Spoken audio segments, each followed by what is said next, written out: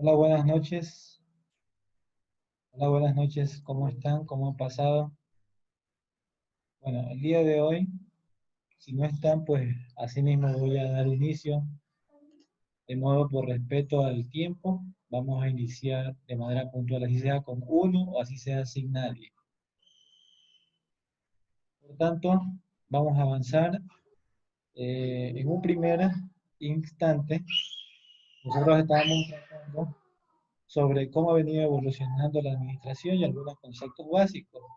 Pero vi que en la evaluación diagnóstica, nosotros no hemos tenido alguna base por medio sobre la administración. Entonces fue para mí importante hacer un paro, ¿sí?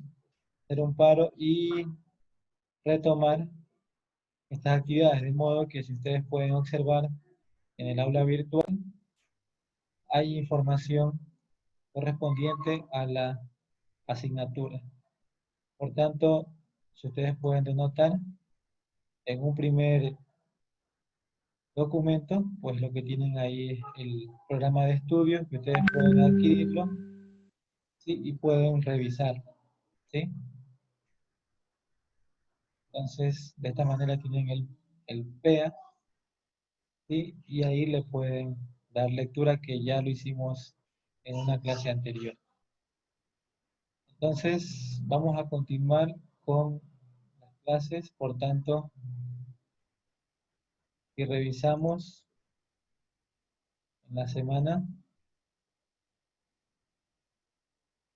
cumplimos la evaluación diagnóstica, tenemos el objetivo de la asignatura y ya estábamos viendo dentro de los fundamentos de la administración que estaba a modo general todos los contenidos que vamos a ir tratando poco a poco. Entonces, lo que nos queda, pues, ustedes pueden observar, ¿sí?, cómo se viene dando la administración, para los cuales nosotros vemos que se dividió en 6 etapas, ¿sí? 6 etapas. Empezamos de la artesanal, ¿sí?, desde la antigüedad hasta la revolución industrial, quiere decir hasta 1780. ¿Sí?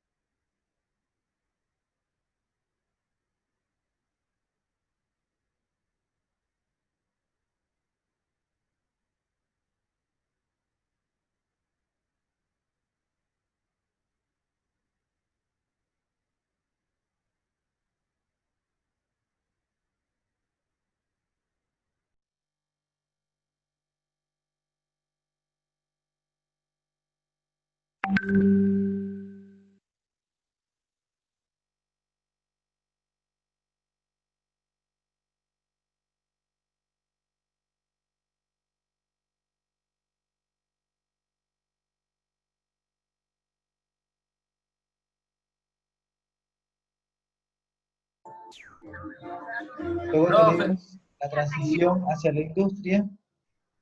la industrialización, donde tenemos la primera revolución industrial, donde aparece la máquina de vapor, que fueron entre los años de 1780 a 1860. Más adelante tenemos el desarrollo industrial, después de la primera revolución, donde aparece el acero, ¿sí?, y la electricidad. Prácticamente fue entre 1860 y 1914. Más adelante tenemos la otra etapa del gigantismo industrial y está entre las dos guerras mundiales, que fue entre 1914 a 1945, y luego tenemos la etapa moderna, que fue desde la posguerra hasta la actualidad. Y esto fue desde 1945 hasta 1980, aunque desde ahí hasta el momento nosotros en nuestra actualidad pasamos por una etapa y estamos pasando la etapa que le llamamos la globalización. Entonces, si avanzamos como en la época prehistórica, como vemos que todas estas civilizaciones tuvieron necesidades de organizarse. Entonces tenemos la horda, dirigida por el hombre más fuerte. Sí, hemos visto varias películas, que ellos prácticamente eran quienes lideraban aquellos grupos de personas, donde, donde cada horda cumplía una función específica, donde cazaban, cuidaban, de hecho, cuidaban el fuego, porque como no sabían cómo hacerlo, y cuando lo descubrieron, pues para ellos era algo importante, ¿no? Un avance bien grande que estaba aconteciendo. Entonces tenemos que luego, en una forma grupal, le permitió al hombre sobrevivir a pesar de que físicamente era más débil que el resto de los animales. Ellos tenían que cuidarse de ellos, ya que habían animales feroces.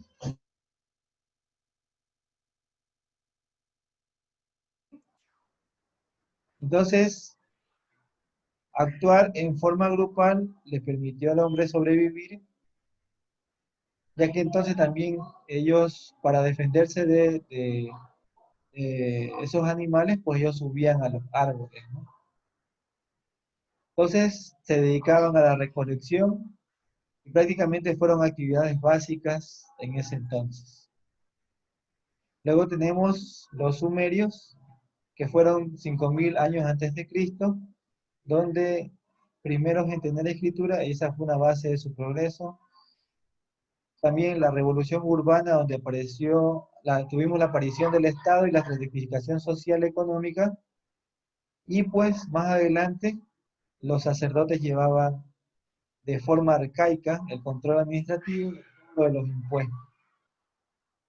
Entonces, todos estos registros los tenemos en los libros de historia y también en, en la Biblia, ¿no? En parte se habla de esta situación. En el documento anterior hablamos solamente de manera superficial, pues aquí estamos haciendo un poquito más de hincapié, como para hacernos abanico de conocimientos, ¿no? Entonces, aquí tenemos que en Egipto, prácticamente en los años 4000 y 2000 antes de Cristo, tenemos que los egipcios contaban con dirigentes capaces de planear, organizar y controlar a miles de trabajadores para la ejecución de monumentos y en este caso de estructuras, ¿no? Con la construcción de una sola pirámide que utilizaron los servicios de más de 1000 personas durante 20 años para realizar estas enormes estructuras que hasta el día de hoy existen en Egipto. También tenían una economía muy organizada, donde era planeada por el almacenamiento de excedentes agrícolas, por ejemplo el grano, muchos granos que ellos recolectaron. En ese entonces, si bien es cierto, tenemos, ya digo, los libros de historia y también, en este caso, la Biblia, donde en época de crisis estaba Moisés y Moisés pues tuvo que medio de visiones le predijo de pronto a Ramsés en este caso, y le predijo que iba a haber sequía, ¿no? De manera que ellos fueron previsionando la recolección de granos para entonces cuando ya vino la sequía, pues ellos tenían de dónde alimentarse y alimentar a muchas comunidades, ¿no? Más adelante tenemos que en 2000 y 1700 años antes de Cristo, el rey era el máximo absoluto que ejercía el poder legislativo, tanto en la parte judicial como en la ejecutiva. Y pues aquí nace una palabrita que hasta el día de hoy la utilizamos bastante, el ojo por ojo y el diente por diente. Entonces aquí tenemos el código de Hammurabi que se regulaba el comercio, donde el trabajador era asalariado, y los préstamos, los alquileres, las herencias, los divorcios, las propiedades, las penas, eran penados por delitos de robo y asesinato. Entonces, esto de aquí lo tienen en el aula virtual y ustedes se dan cuenta que estoy desde el aula virtual. Entonces, tenemos también la comunidad, ¿sí?, de los hebreos, que prácticamente eh, tenemos que eran entre años de 1200 antes de Cristo, donde sociedades íntimamente relacionadas con su religión, en este caso tenemos como precedente los 10 mandamientos que fueron otorgadas a Moisés, donde políticamente estaba dividida en 12 tribus, que más adelante se dividió, y después que pasó Moisés, Josué, se pasaron a las 12 tribus. Era, era importantísima la organización por estas tribus, ya que todas estas comunidades, después que los hebreos salieron de Egipto, fueron creciendo, eh, creciendo el número de su población. Entonces fue importantísimo la necesidad de organizarse por tribus.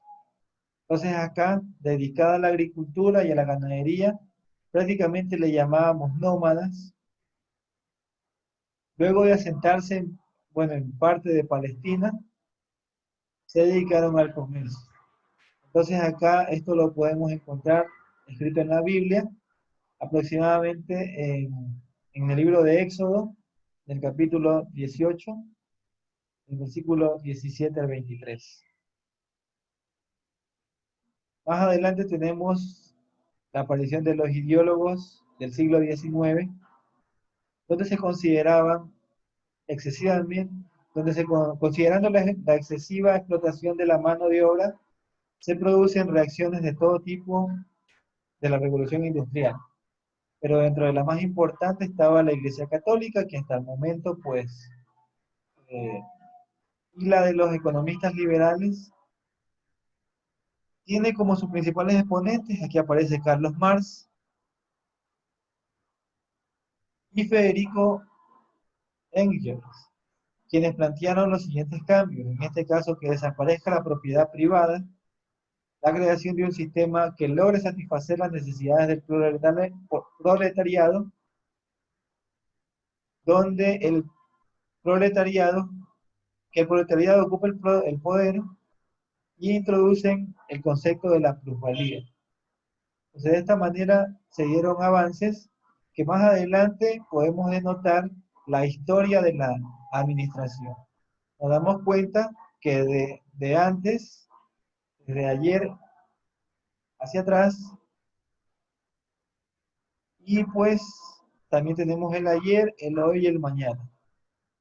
Siendo así, nos damos cuenta que se tiene un precedente a partir de 1903, que esto ya los tocamos en la clase anterior, donde comienzan a aparecer las teorías administrativas de la administración. Entonces cada quien fue dando su colaboración de manera que la administración ha ido evolucionando, digamos así, donde aparece la teoría científica, la burocrática, la clásica, la de relaciones humanas, la estructuralista, la de los sistemas, la neoclásica, la conductual, la organizacional y la teoría de la contingencia, hasta que en 1990 ya aparecen los nuevos enfoques donde tienen como sustento de base todas estas. O sea, aquí tienen todos los años de cómo vinieron aconteciendo, aunque más adelante tenemos un video donde se explica cada una de ellas. Entonces, tenemos la Escuela de Administración Científica, que fue, en este caso, apareciendo desde Filadelfia en marzo de 1856 a marzo de 1915, donde apareció el ingeniero mecánico y administrador que le llamamos el padre de la administración científica, donde lo conocemos con el nombre de Taylor. El padre de la administración científica, que era el ingeniero mecánico de los Estados Unidos. Él analizó y tomó el tiempo de los movimientos de trabajadores y que realizaban una serie de trabajos donde a partir del mismo estudio separó cada uno de estos trabajos en cada componente y diseñó los métodos más adecuados y rápidos para ejecutar cada componente. Siendo así, más adelante tenemos otro autor, Frank Lillian Gilbert, donde este experto en construcción de Lillian, que era una psicóloga, estudiaron el trabajo para eliminar los movimientos ineficientes. También diseñaron herramientas y equipos adecuados para mejorar el rendimiento laboral. O sea, la idea era cada vez tener mejores resultados. Entonces, aquí padres de 12 niños implantaron la administración científica en su casa. Dos de sus hijos escribieron un libro que describe su vida más barato por docena. O sea, en ese entonces nos damos cuenta que tenían muchos hijos.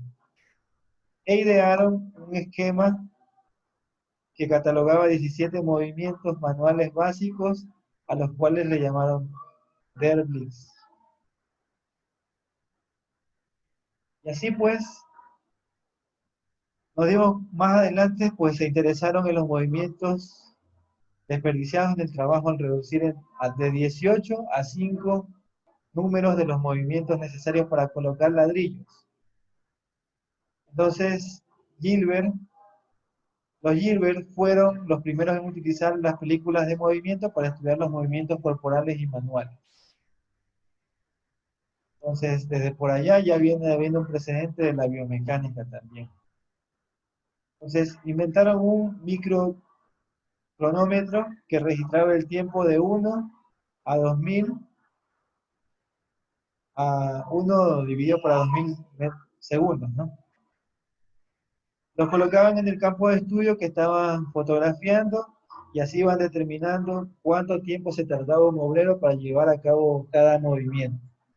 Desde ahí ya los venían estudiando.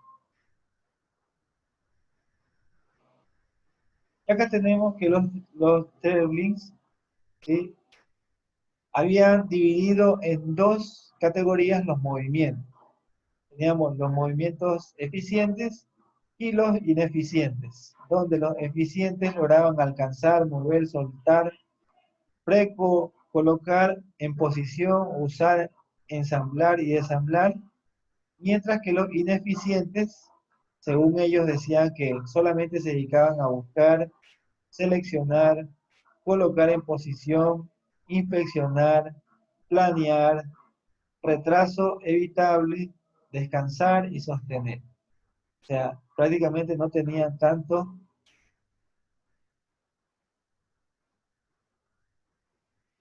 Luego apareció el Fordismo, donde aparece Ford, que fue una de las industrias, digamos así, que tuvo bastante apertura con la creación del carro Ford, ¿sí?, donde él tuvo un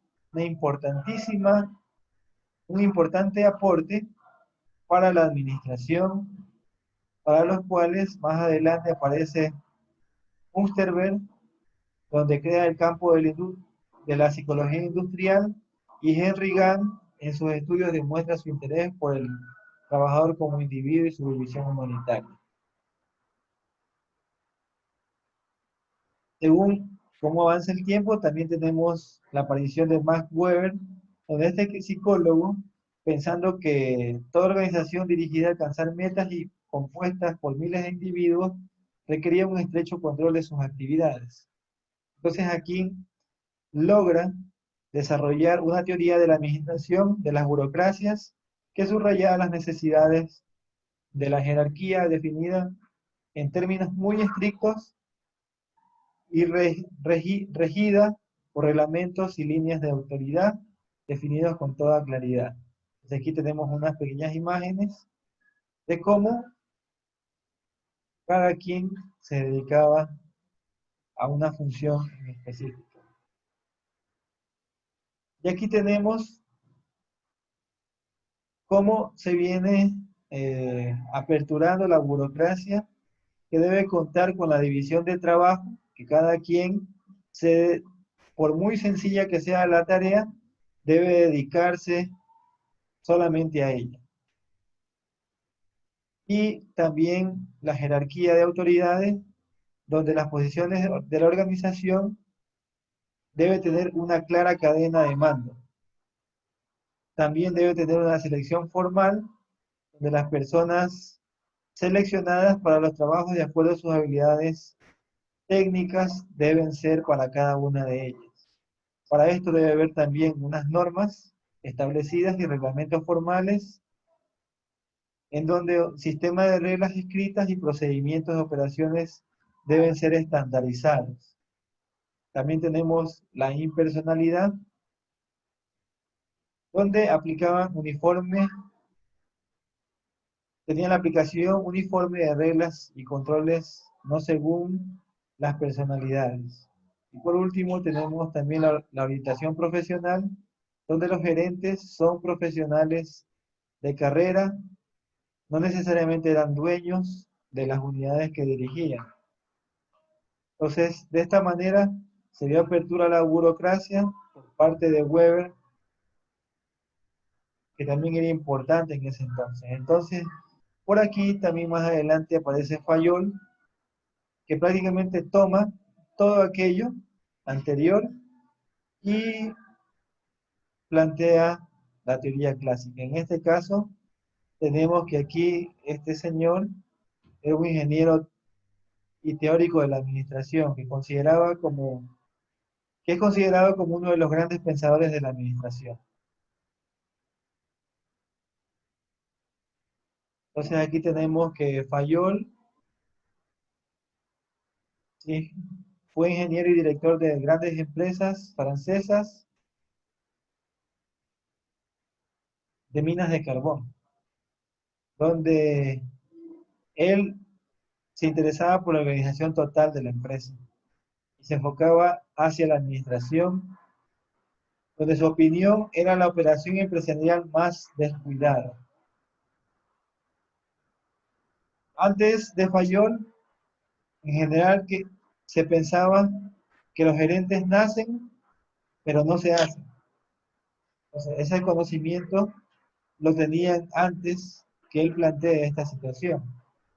Entonces, Fayol insistía en que la administración era como cualquier otra habilidad, que se podía enseñar una vez que se entendieran sus principios fundamentales, donde aporta el proceso administrativo a 6 funciones típicas de una organización, y de ahí tenemos sus 14 principios.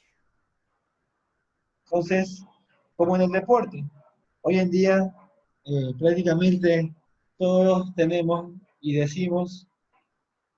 tenemos el pensamiento y decimos, el deportista nace o se hace. Entonces, asimismo, en ese entonces también Fayol, en cambio, él dice que los gerentes se les podía enseñar y los podían aprender como cualquier otra habilidad, siempre y cuando aprendieran los fundamentos y los principios.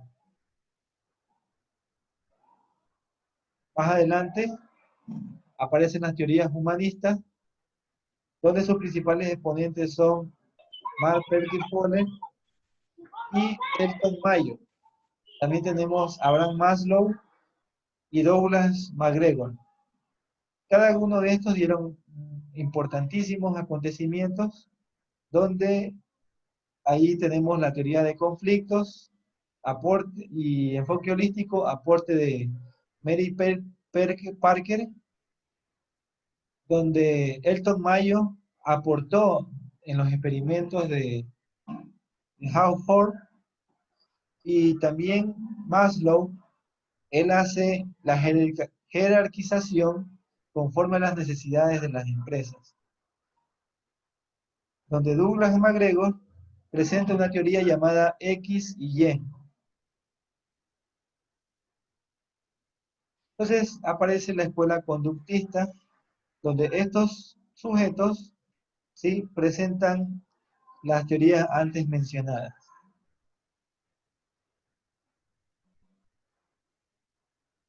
Aunque Abraham Maslow, él planteó una pirámide, ¿sí?, que dice las necesidades que se quieren satisfacer, las personas tienen forma de pirámide. O sea, todos tienen que cumplir y no pueden avanzar si no empiezan de lo más básico.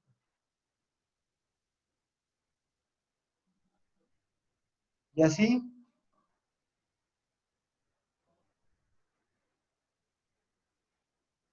no se fue, el más.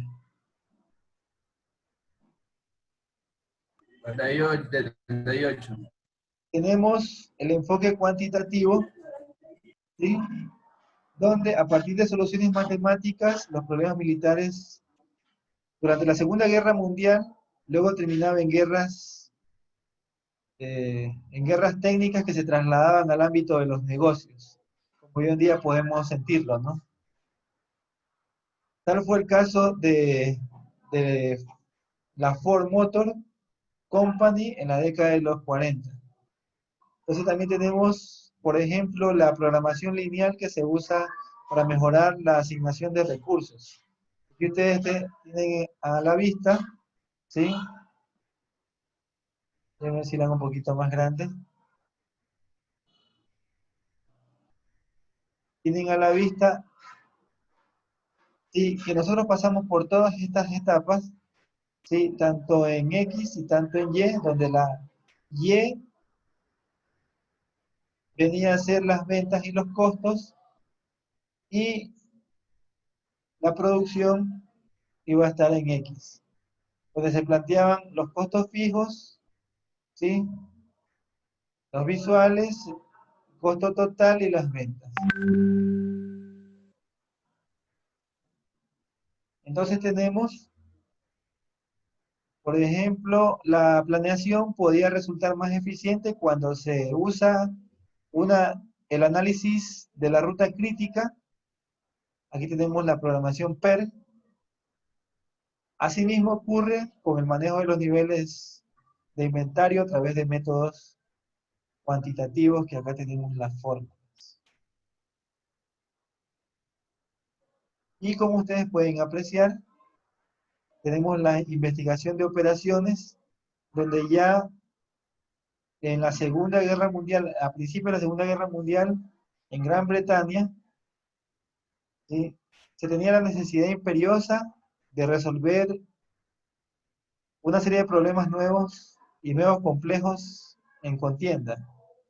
Entonces aquí los británicos, con la supervivencia en juego, tomaron los primeros equipos, ¿sí?,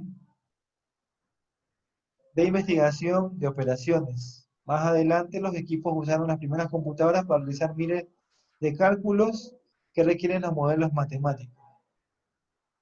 Terminada la guerra, la aplicación de las investigaciones de operaciones en los problemas de la industria resultaban cada vez más evidentes. O sea, tenemos ahí, y tenemos la teoría contingencial o situacional, ¿sí?, donde tenemos que las organizaciones no son iguales, donde enfrentan situaciones distintas que requieren diferentes formas de dirección. Entonces aquí tenemos un ejemplo, por ejemplo, las Fuerzas Armadas tienen una dirección muy diferente a la que tiene un hospital o a la que tiene una universidad. Entonces muchos de estos principios administrativos no se pueden aplicar uniformemente. Por ejemplo, la división del trabajo es valiosa y se utiliza mucho, pero las tareas pueden volverse demasiado especializadas. Entonces aquí tenemos un ejemplo: especializadas en el campo de la aviación, o también de la parte técnica. También la burocracia es deseable en muchas situaciones, pero en otras circunstancias, otros diseños estructurales son más efectivos. Entonces aquí tenemos un ejemplo del seguro, ¿sí?, que usted se va a atender y más vale que, más prácticamente usted sale primero muerto de ahí antes de que lo atiendan, ¿no? Comparándose también con una institución privada, que ahí sí lo van a atender rápido, ¿no? Entonces, esa comparación se hace con la burocracia, ¿no? Y así pues también aparece la teoría contingencial o situacional, donde la administración no se basa en principios simplistas que pueden aplicarse en todas las situaciones cambiantes y diferentes que requieren que los gerentes utilicen enfoques y técnicas distintas, que se han identificado más de 100 variables de contingencia diferentes. Entonces aquí tenemos un ejemplo. El valor principal del enfoque de contingencias es que se enfatiza que no existen reglas simplistas o universales que los gerentes deban seguir.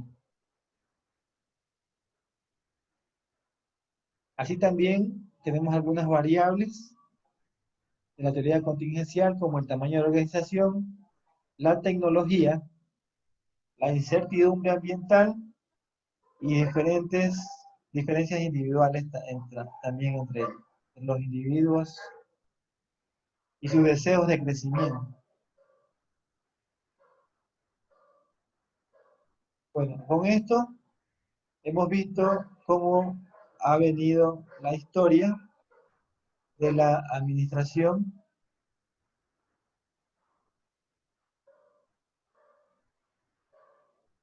para los cuales, si ustedes tienen también un link, ustedes pueden revisar para profundizar estos temas, ¿sí?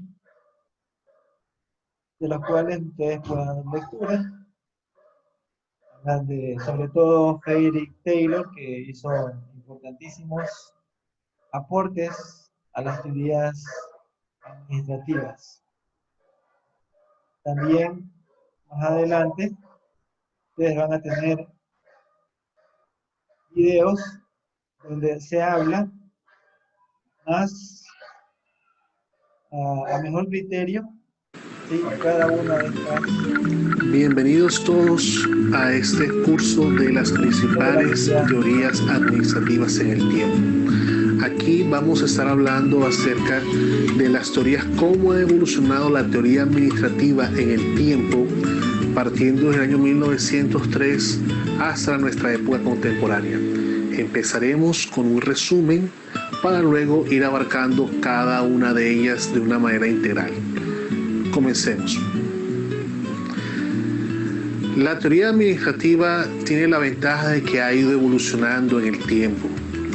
Y lo mejor de todo es que en lo referente a teorías administrativas, inmediatamente sale una, comienza el trabajo en mejorar aquellos aspectos que se consideran vitales de esta o alguna deficiencia que ésta ha tenido, para lanzar un nuevo postulado de forma mejorada, y así nace una nueva teoría. Empecemos en el año de 1903, como lo vemos aquí con el señor Frederick Taylor, el precursor de la teoría científica de la administración. Una de las cosas en las que él más se enfocó fue en el estudio del tiempo y del movimiento, con el propósito de buscar la eficiencia en la estructura de la organización. Más adelante, en el año de 1916, aparece el señor Henry Fayol con la teoría clásica de la administración. Si bien Frederick Taylor era un ingeniero y se basó en los tiempos y movimientos y en la eficiencia de la organización, de igual forma, si bien se buscaba la eficiencia en la teoría clásica, aparecieron las funciones administrativas, tal y cual como las conocemos el día de hoy. Y aparecen los principios de la administración, que más adelante los iremos detallando. Continuamos. Para el año de 1932 nace la teoría de las relaciones humanas con el señor Eldon Mayo. Esta teoría surge, por decirlo de alguna forma, de un experimento fallido en el cual termina por demostrarse cómo las relaciones interpersonales afectan para bien o para mal en la consecución de los objetivos de la organización. Luego viene una etapa que comienza a partir del año 1947 y que coge la década de los 50 con la aparición de la teoría de la burocracia debido a su precursor, el señor Max Weber, como lo estamos viendo acá. Si bien Max Weber no estuvo en ese inicio y auge de esa teoría debido a que, bueno, era un sociólogo y ya para esta época ya había fallecido. Sin embargo, sus postulados dieron como principio esta teoría de la burocracia, la cual hacía énfasis en la estructura. Obviamente, nos da un pequeño esbozo de lo que actualmente conocemos como los puestos deben estar enfocados de acuerdo a los perfiles. No podemos colocar una persona que no cumpla con ese perfil. Allí vemos los primeros esbozos de esos planteamientos que actualmente nosotros utilizamos. Luego, la teoría de la burocracia da paso a la estructuralista. Algunos consideran este un solo periodo o una sola teoría que se divide en dos, no hay ningún problema, porque sigue siendo el señor Max Weber quien da los pasos fundamentales con sus postulados para esta teoría estructuralista. Sin embargo, autores o precursores como Amitai Etzioni, como tenemos aquí, nos dice que la estructura de organización, que la racionalidad que nos dice el señor Max Weber acerca de la estructura que debe tener una forma racionada para el alcance de los objetivos, acá este señor nos dice que aparte de eso es necesario que la estructura entre en contacto con el medio ambiente y ya se comienza a dar los primeros esbozos del llamado hombre organizacional.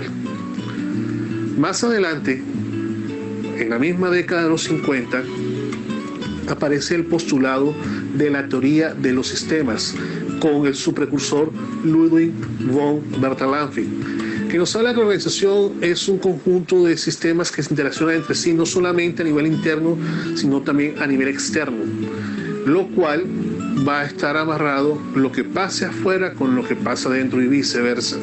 Si bien sabemos que la mayor fuerza es la externa, en cuanto a influencia de la organización, también las fuerzas internas hay que tenerlas en cuenta.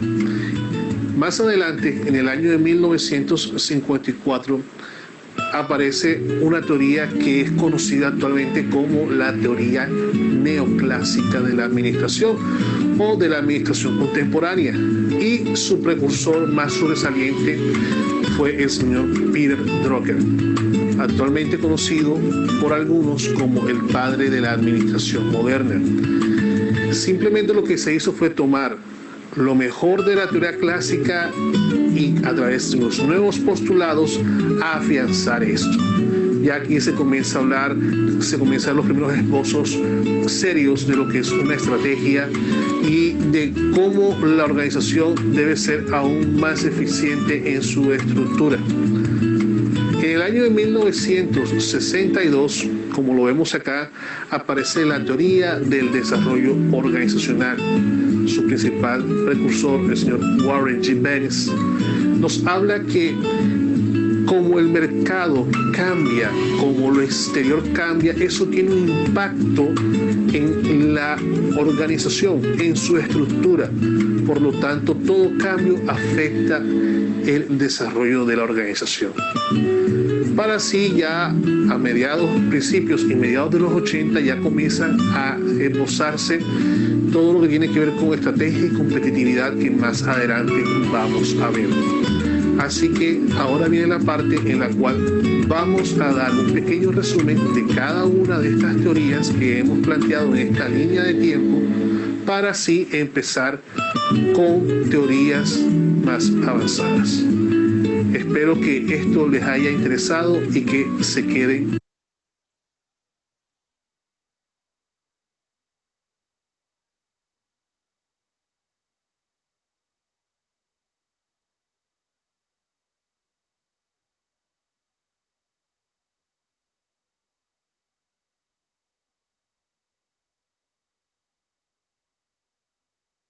Bienvenidos todos a esta segunda parte de nuestro tema, las principales teorías administrativas en el tiempo. Vamos a retomar de donde lo habíamos dejado en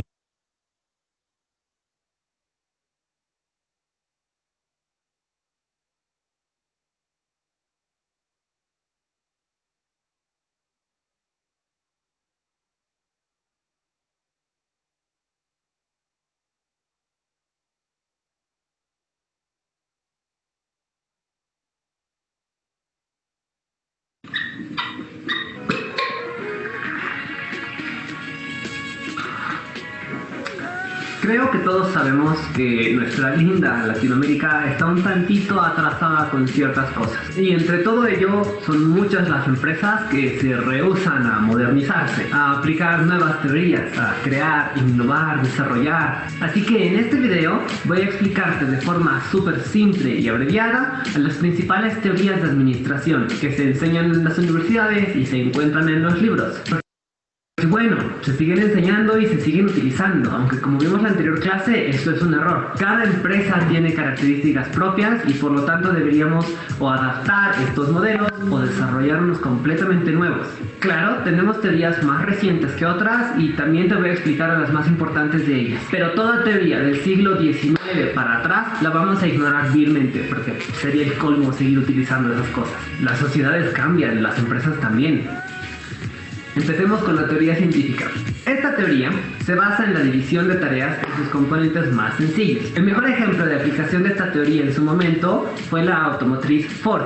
En vez de que cada obrero se centrase en construir un automóvil desde cero hasta el final, como era lo que normalmente se solía hacer, empezamos a trabajar con gente especializada, enfocada en cada parte del proceso, lo cual curiosamente terminó haciendo que los vehículos se construyan más rápido y abaratásemos costos de gran manera. Luego de Taylor viene Fayol con la teoría clásica. Además de continuar con los preceptos de Taylor, Fayol se centra en la creación de departamentos para cada organización. Es aquí donde hablamos de departamentos como administración, finanzas, el departamento comercial o el departamento de producción, conglomerando actividades de acuerdo a su naturaleza. Así que si has trabajado en una de esas empresas donde hay estos 4 típicos departamentos, ya sabes que esto existe desde hace un siglo y un poco más. Pero bueno, Fayol, además de enfocarse en el crear departamentos, percibe al obrero, al trabajador, como un homo economicus. Valga decir que la gente trabaja en función a su salario, hacen las cosas porque les pagas y porque les dices. No hay tal cosa como sentirse identificado con la empresa, buscar desarrollar su carrera profesional y ni pensar en términos como ambiente laboral, clima organizacional. Bajo el enfoque clásico, todo el mundo tiene un precio y si les pagas lo suficiente, harán lo que les digas. No sé tú, a mí me suena un poco como mafia. Dejando de lado al Homo economicus, surge la teoría humanista en 1932. Prueba de que la teoría generacional y todo ese asunto de los millennials es falso. Este enfoque, dado por Elton Mayo, se centra en la interacción personal. Hablamos de relaciones informales, que van más allá de la jerarquía o los cargos que ocupa cada quien en la institución. Qué tan bien se lleven los trabajadores en la empresa no depende de cuánto les pagas. Qué tan felices son tampoco depende al 100% de su sueldo. La gente tiene sueños, metas, ideales y muchas otras características que afectarán a su desempeño. Y hablando de cosas que afectan al desempeño, está el caso de la fábrica Western Electric en Hawthorne. La idea era ver qué condiciones de iluminación, horarios de trabajo y otros factores eran los ideales para que la gente fuese lo más productiva posible. Al final de este experimento se comprobó que no había tal cosa como una condición ideal, sino que la gente, los obreros, por el simple hecho de saber que estaban siendo observados, terminaban modificando su comportamiento y eso por ende afectaba a su desempeño. Obviamente años más tarde se han hecho un montón de estudios y experimentos para tratar de encontrar cuáles son las condiciones ideales de trabajo. De hecho, hace un par de semanas salió en BBC Mundo, creo, un estudio respecto a cuál es la temperatura ideal para trabajar. Y es que el problema del termostato en las oficinas existe desde hace varios años. Pero de que las condiciones laborales afectan. No es lo mismo trabajar en un lugar iluminado con focos LED que trabajar con esos lúgubres, horribles focos. Esos de aquí. Sigamos. Poco después de la teoría humanista, surge el mayor de todos los males que tenemos en América Latina. Y es gracias a Max Weber que en 1940 surge la teoría burocrática. Así es, hay todo un modelo organizacional dedicado a hacer que las instituciones sean burocráticas. Y es desde ese entonces que hacer un trámite en una institución pública tarda siglos. Por eso, cuando vas a que te atiendan en la Caja Nacional de Salud o vas al seguro de tu institución pública, por un simple resfriado terminan atendiéndote cuando ya estás sano o quizás te mueres antes de que te atiendan. Y también es gracias a Weber que cuando vas a una institución pública para hacer un trámite, tienes una persona que llena el formulario, otra persona que le saca una fotocopia, otra persona que le pone un sello, otra persona que revisa lo que han hecho las anteriores, otra persona que lo registra en las actas, otra persona que lo manda a archivo, otra persona que lo archiva y otra persona que te cobra. Para Weber, todo debe seguir la norma. Todo debe estar en orden, seguir las reglas paso a paso, porque supuestamente esto minimiza el grado de error, lo cual en teoría es cierto, pero aún así hay corrupción. Casi de forma simultánea tenemos a la teoría estructuralista y a la teoría matemática. La primera es de James Burnham y la segunda posee varios autores. Paréntesis, te estoy diciendo quiénes son los autores y cuándo surgen estas teorías, porque bueno, uno, hay que respetar los derechos de autor, bla bla bla bla. Dos, si estás en la universidad es muy probable que te pidan estos datos para el examen, cuando en realidad lo importante no es quién dijo cuándo, lo importante es qué dice la teoría. Pero todavía tenemos hartas cosas por mejorar y detallitos por afinar en nuestros sistemas educativos. La teoría estructuralista busca consolidar una visión donde entiendes que las personas son personas y que por lo tanto tienen relaciones que van más allá de sus jerarquías y cargos, como habíamos dicho previamente. Pero también entiendes que la jerarquía es orden y que la empresa necesita estar organizada. Por tanto, hay que diferenciar entre un nivel técnico, gerencial y corporativo, además de tomar en cuenta a las entidades que rodean a tu empresa en su entorno inmediato.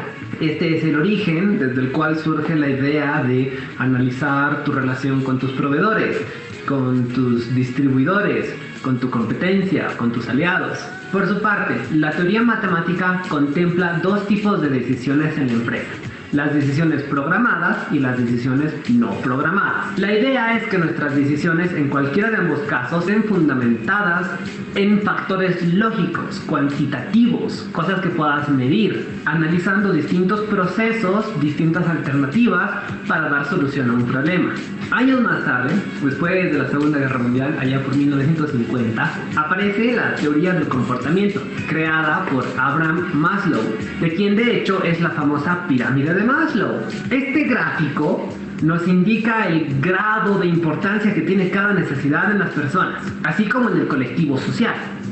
Valga decir que si una persona no tiene cubiertas sus necesidades más básicas, como comer, poco le va a interesar autorrealizarse como persona y cumplir sus sueños de viajar a Miami o a Punta Cana. Aún incluso podría poner en dicho su moralidad. Y es en esta idea que otros autores fundamentan cuestiones de criminología. Pero nosotros estamos hablando de administración de empresas e instituciones en general. Una de mis teorías favoritas es la teoría de sistemas, dada en 1951 por Ludwig von Bertalanffy.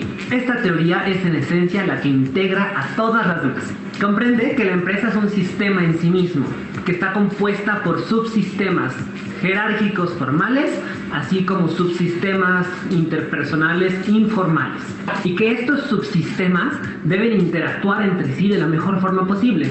Pero a su vez, la teoría de sistemas entiende que la empresa es parte de un todo y que debe interactuar con todo lo que le rodea. En este suprasistema macrosistema se encuentran nuestros proveedores, el gobierno, nuestra línea de distribución, intermediarios, se encuentra la competencia, se encuentran empresas a las cuales no estamos asociados ni vinculados por ninguna razón, se encuentra el resto del sector corporativo, se encuentran los clientes y aquellas personas que no son nuestros clientes, sino parte del colectivo social. Según el libro que consulten, podríamos hablar de macro o suprasistema, así como un micro o subsistema. Pero en cualquiera de ambos casos existe algo llamado entropía. ¿Qué es la entropía? De forma simple, es la tendencia natural que tiene todo sistema a sucumbir en el caos. No es lo opuesto a la organización, ni significa desorden ni destrucción. Hablaremos de este detalle con mayor profundidad en el curso respecto a teoría de juegos, pero de momento nos podemos quedar con este concepto. Pasemos ahora a otra teoría. Una que surge con un autor que de hecho tiene locos a los de marketing desde 1954. Su nombre es Peter Drucker y este caballero elaboró la llamada teoría neoclásica. ¿Qué tiene de neo esta teoría? Pues la verdad no mucho. Conglomera a todas las demás teorías que hemos mencionado en un solo libro y profundiza ligeramente en la importancia de alinear los objetivos de la empresa con los objetivos de los trabajadores y viceversa. Retomando a Taylor, entre los años 50 y 60, Douglas MacGregor se nos aparece con la teoría XY, donde X representa a la teoría de Taylor, mientras que Y representa a la teoría de MacGregor. ¿En qué consiste ser un trabajador X? Es aquel que no quiere trabajar, es un homo economicus, hace las cosas porque le dices que las haga, no porque él quiera. Mientras que un trabajador Y es autónomo, proactivo, propositivo, dinámico, entusiasta por su trabajo. Y pues a la hora de la verdad, nadie es completamente X o completamente Y. Todos nos encontramos en algún punto en el medio. Y es justamente esto de lo que habla esta teoría. Una de las teorías de a fines del siglo pasado, de 1980 en realidad, es la teoría contingencial. Y todos estos son sus autores. De acuerdo a todos estos caballeros, la empresa es un sistema abierto que interactúa constantemente con su entorno. Este entorno es cambiante, impredecible y es subjetivo, por lo cual las decisiones gerenciales serán circunstanciales, valga decir que dependerán del momento. Por lo tanto, necesitamos tener directivos que sean perspicaces, que puedan ser flexibles, adaptarse a las necesidades de la empresa para cada circunstancia.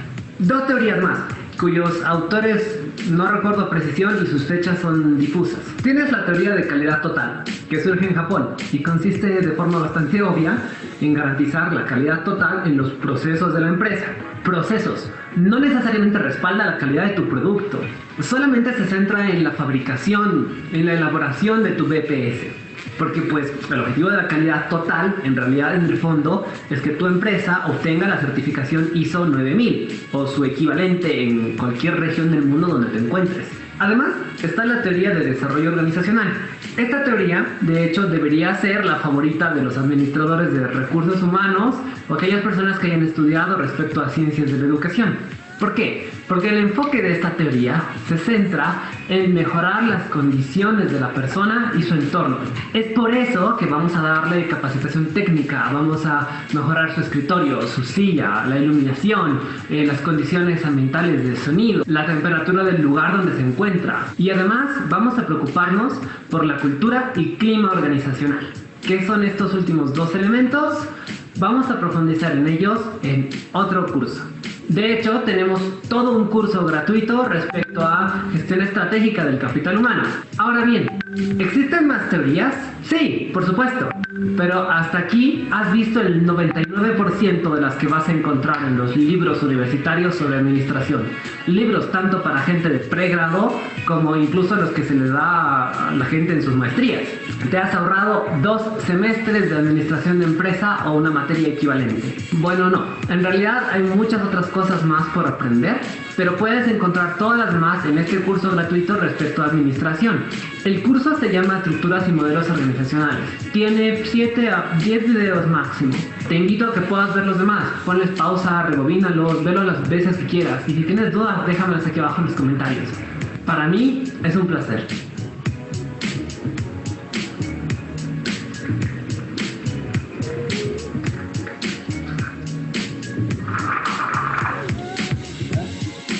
Ven, es un amiguito que tiene muy buen contenido.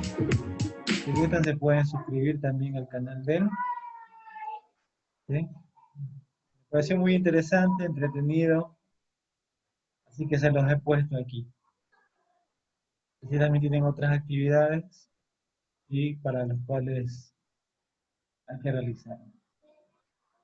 Acá está su trabajo que realizaron la vez anterior, ¿sí?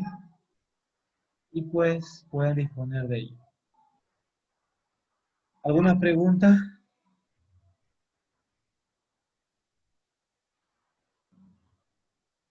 Todo está siendo grabado, por si acaso, si alguien de ustedes se está volviendo. Y todo esto, ¿qué nos lleva a la administración deportiva? Yo no entendí mi gato a qué conviene la administración deportiva, pero no nos da un concepto realizado a lo que es a la administración deportiva. Lo que pasa es que primero toca entender las teorías administrativas.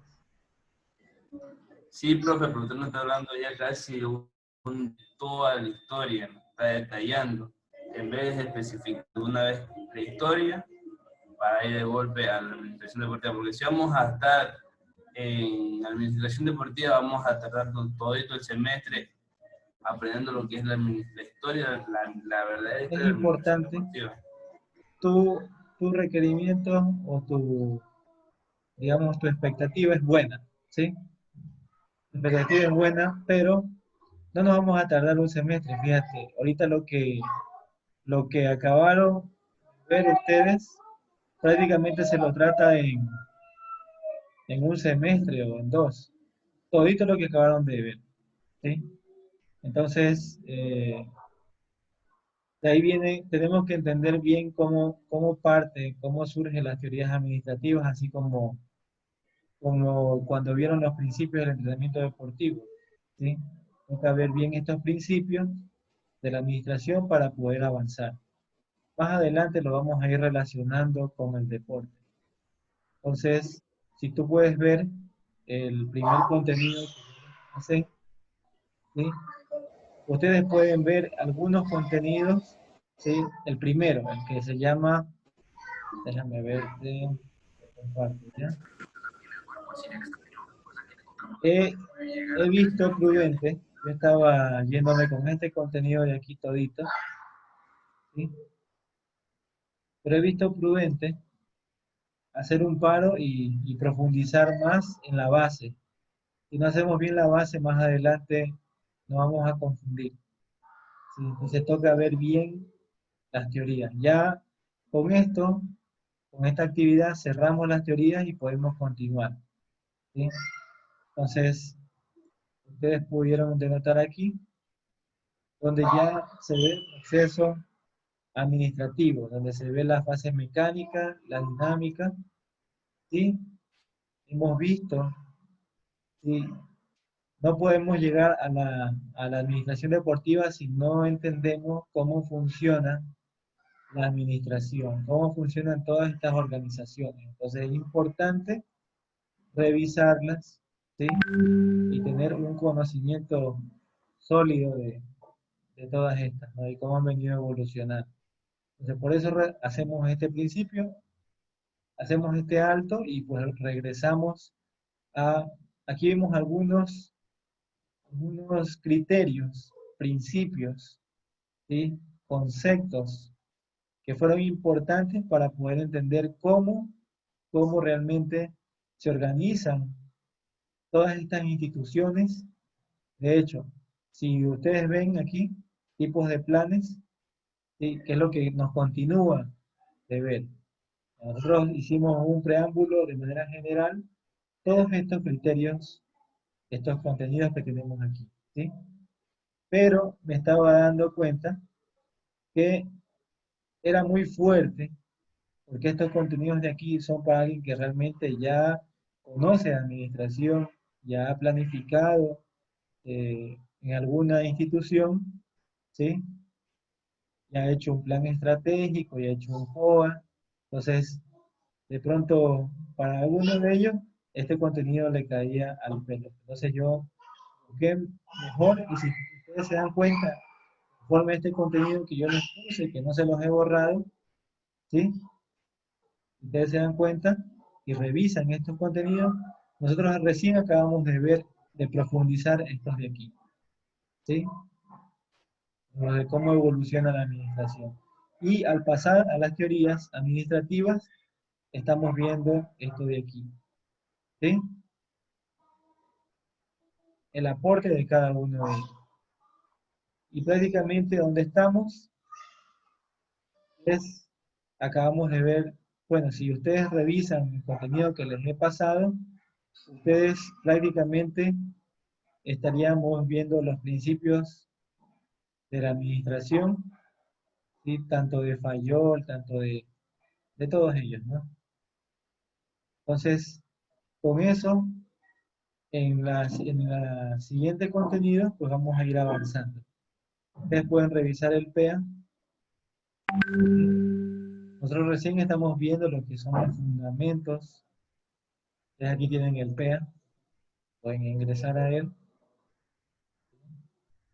Nosotros lo que estamos viendo es los fundamentos de la administración. ¿Ah? ¿Qué nos encontramos aquí? Entonces tenemos que ir poco a poco. ¿Cómo tenemos que lograr comprender, desarrollar una manera sistemática de cómo funcionan las organizaciones? ¿Sí? Por eso me fue importante hacer un paro y volver a retomar estos contenidos, ¿sí? Porque sí es verdad que es muy importante comprender el aporte de cada uno de estos autores, ¿sí? Entonces, esa es la situación, señor Moreira. ¿Alguna duda? ¿Sí? Más adelante vamos a tener, ¿sí? Incluso cómo se hace una planificación estratégica, ¿sí? Eso es lo que aspiro que logremos hacer, ¿sí? Entonces, es Shaggy, Mendoza, Moreira, me debo ustedes.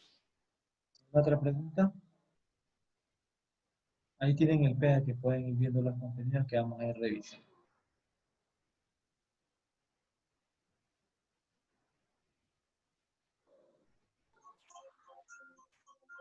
¿Aló?